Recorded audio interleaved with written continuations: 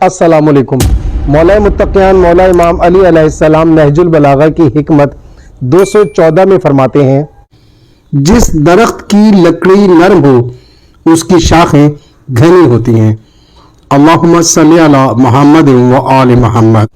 दरख्त से मुराद हमारे रवैये, हमारा मिजाज, हमारा अखलाक, जो लोगों के साथ हम पेश आते हैं, वो मौला ने एक दरख्त से उनको शबाहत दी है कि वो जितना ज़्यादा नर्म होगा, जितने हमारे अखलाक अच्छे होंगे, जितना हमारा लोगों के साथ रवैया अच्छा होगा, हम उनके साथ मोहब्बत के साथ पेश आएंगे, दरगुजर का रवैया रखेंगे, कहीं ना कहीं उनके काम आते रहेंगे, उनकी मदद करते रहेंगे, ये लोग उतना ही हमारे साथ अखलाक की वजह से, मोहब्बत की वजह से हमारे ज़्यादा करीब रहेंगे।